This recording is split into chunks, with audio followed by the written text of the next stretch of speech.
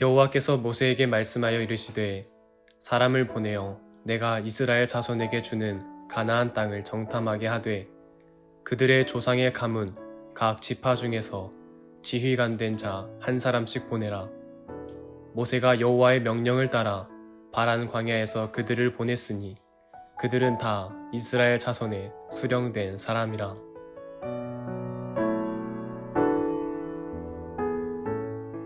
오늘 민수기 13장에 있는 말씀 가지고 하나님 말씀 생각해 보도록 하겠습니다. 13장에는 가나안 정탐꾼을 보내는 장면이 나옵니다. 각 지파별로 한 명씩 대표를 뽑아가지고 그 다음에 가나안 땅에 이제 보냅니다. 정탐하러 보냅니다.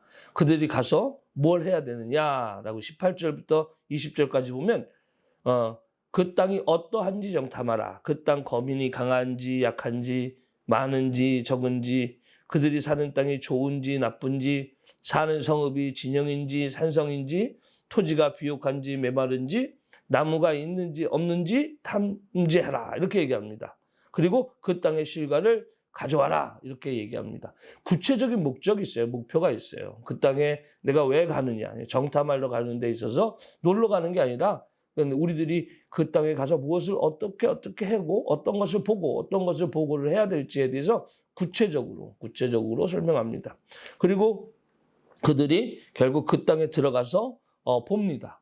너무 많은 것을 봐요. 그러니까 정말 그 땅은 너무나 좋은 땅이었어요. 너무나 좋은 땅이었고 그리고 그 땅에 사는 거민들은 거인들이었고 이건 틀린 얘기를 하는 게 아니에요. 그 땅에 포도 송이를 하는데 두 사람이 장대에다가 탁 걸쳐가지고 올 정도로 그런데 예전에 제가 포도를 먹을 때 우리나라 포도 먹다가 갑자기 거봉이라는 것이 나왔어요. 그래서 무슨 포도가 이렇게 커라고 이야기했던 시절이 있었는데 그렇다는 얘기예요. 그렇다는 얘기예요. 그러니까 자기네들이 경험하지 못했던 그 땅의 과실, 실과들을 바라보게 됐고 그리고 비옥한 땅을 바라보게 됐고 모든 것이 다 긍정적이었어요. 그런데 문제는 그런 좋은 보고를 받았을 때 그때에 갈렙이라는 사람이 야 우리가 곧 올라가자. 그 땅을 취하자. 능히 이기리라. 이렇게 얘기를 하니까 그 정탐 갔다 온 다른 사람들이 뭐라 그러니까 아이고 무슨 소리냐고 우리는 못 간다고 라고 얘기합니다. 좋은 것도 있지만 문제를 바라본 거죠.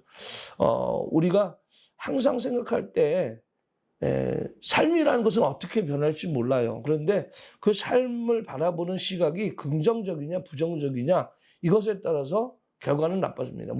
무조건 다 긍정적으로 바라보라는 것은 아니에요. 철저하게 판단하고 그렇게 하겠지만 가장 중요한 건 우리가 우리의 힘으로 우리의 것을 갖는 게 아니라 우리가 하나님과 함께 하나님의 역사를 이뤄간다는 얘기예요. 나 혼자서는 힘들지만 하나님이 함께 하시면 가능하다라는 거. 근데 그 일이 내 욕심이야. 그리고 내 바람이야. 그러면은 거기 하나님이 안 계시잖아요. 그러면 문제 가운데 내가 혼자서 직면해야 되니까 그 문제 가운데 실패할 수 있죠. 그러나 만약 그것이 하나님의 일이라면 우리가 능히 그 일들을 감당할 수 있다. 저는 그렇게 생각해요. 교회 일들이 여러 가지 일들이 있습니다. 사실 교회 속에서 여러 가지 돕고 섬기고 이런 일들이 있고 또 어디에서 도와달라고 얘기하는 경우도 있고 그게 주님의 사역들을 감당하는데 우리가 좀 버거워 힘들어 라고 이야기하는 부분들이 분명히 있어요. 그러나 그것이 주님의 일이라면 과감하게 선언하고 선포하고 우리가 추진해 나가는 거예요. 그러면 하나님께서 그 가운데 역사하시는 줄 믿으시기 바랍니다. 그런데 여기에 보면 이 다수의 길이 있어요. 그러니까 10명의 정탐꾼이 부정적이고 2명만 긍정적이었다라는 얘기거든요. 그럴 때는 우리는 어떻게 다수결로 해가지고 10명이 부정적이니까 우리는 부정적이야. 그걸 선택을 한단 말이에요. 근데 이 다수가 반드시 옳으냐라는 문제에 대해서 우리 항상 짚고 넘어가야 돼요. 신앙의 문제, 믿음의 문제는요. 다수의 힘에 의해서 움직이는 게 아닙니다. 소수의 힘에 의해서 하나님의 역사들이 일어난다는 것을 우리는 분명히 기억해야 돼요.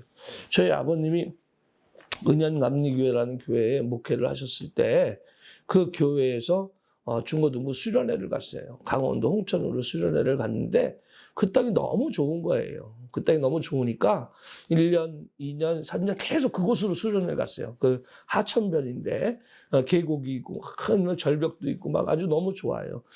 그런 곳에 가서 수련하니까 너무 좋은 거예요. 야 여기 좋다.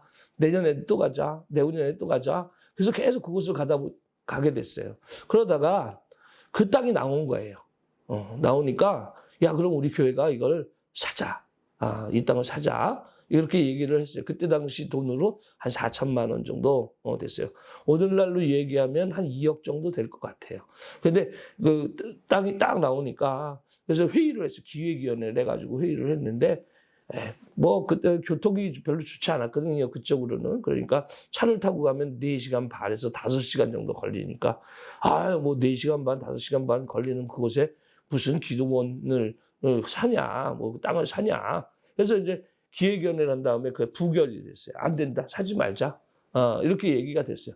근데 이제 바깥에서 여자 권사님 2분이서 기획위원회가 아니셨으니까 2분이서 이제 있다가 이제 기획위원회 결과가 부결됐다라는 얘기를 딱 들으시고 2분이서 아유 목사님 그거 저희 둘이서 헌금해가지고 교회에다가 바치겠습니다.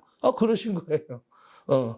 이게 이거 우리들한테 너무 좋은데 왜 그러십니까? 그래서 둘이서 헌금을 해서 그것을 교회에서 사가지고 바쳤어요. 바쳤는데 어떤 일이 일어났느냐? 그 다음에 역사는 어마어마한 일들이 일어납니다. 그것이 굉장히 크게 뭐 그 교회의 신앙 발전의 역할을 감당하고 기도원이 세우지. 지금도 여전히 그 일들을 감당하는 기도원이. 얼마 전에 저희 교회 여성교회 회원들하고 잠깐 그곳에 가서 구경하고 왔는데 너무 좋아요. 너무 좋아요. 지금은 뭐 그러니까 사람이 만든 건 별로 안 좋은데 하나님이 만드신 게 너무 좋아요. 아주 자연이 파괴되지 아니하고 아주 좋은 곳이에요. 우리들의 삶 가운데 이런 역사들, 후대에 우리들이 무엇인가 물려주는 일들, 이런 것들도 참 결정들을 많이 해야 되죠. 교회에서도 여러 가지 결정들을 하지만 안목을 가지고 미래를 내다보는 일들 속에서 우리가 소수의 믿음으로 나아가는 일들이 있다면 저는 그것이 필요하다고 봐요. 여러분들 우리 교회도 회성교회도 역시 마찬가지로 앞으로 그런 일들을 많이 만들어 나가고 또 많은 회의들을 하겠죠. 그런데 다수에 의해서 움직이는 것보단 하나님의 마음을 좀 읽고 그리고 또 미래를 바라보고 그렇게 결정할 수 있는 해안들이 좀 있었으면 좋겠다. 결국 여호수아와 갈렙 이 두 사람이 긍정적인 얘기를 했고 나중에 가나안 땅에 이것 때문에 이제 이스라엘 백성들은 바로 앞에 정탐까지 하고 온 땅에 들어가지 못해요. 그리고 유랑하다가 결국 그 광야에서 다 죽습니다. 그리고 나중에 40년이 지난 다음에 그 가나안 땅에 들어가게 됐는데 그 가나안 땅을 보고 온 이 갈렙, 지금 이제 긍정적으로 얘기했던 이 갈렙만이 그 헤브론 땅을 차지합니다. 이 산지를 내게 주소서. 그러면서 고백하고 그 땅을 차지합니다. 결국은 고백한 대로 됐고 믿음대로 이루었다라는 것을 우리는 보고 우리들이 어떤 일을 어떻게 고백하고 있는가. 목사님 그거는 힘들어요. 목사님 그건 안 돼요. 그거는 아닌 것 같아요. 이런 얘기보다는 목사님이 기도해 보시고 그 일들 속에서 만약에 목사님 원하신다면 그리고 하나님의 뜻이 거기 있다면 저희들이 순종하면서 나가겠습니다. 이렇게 우리들이 또 목회자를 또 돕고 협력하면 목회할 때도 굉장히 신이 날 것 같아요. 뭐 지금 현재는 뭐 그런 일은 없지만 앞으로 목회하는 일들 속에서 여러분들이 조금만 더 우리가 하나님의 뜻이 무엇일까? 교회의 큰 그림은 어떤 그림일까라는 것에 대해서 목회자를, 지도자를 믿어주고 인정해주고 나아가는 그런 모습들이 있었으면 좋겠다라는 생각을 해봅니다. 오늘 하루 여러분들 삶 가운데 어떤 고백을 하고 계십니까?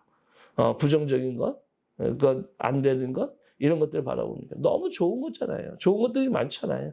좋은 것들이 있으면 좋은 것들을 고백하면서 우리들이 선언하면서 나아가는 여러분들의 모습이 되길 주님의 이름으로 축원합니다.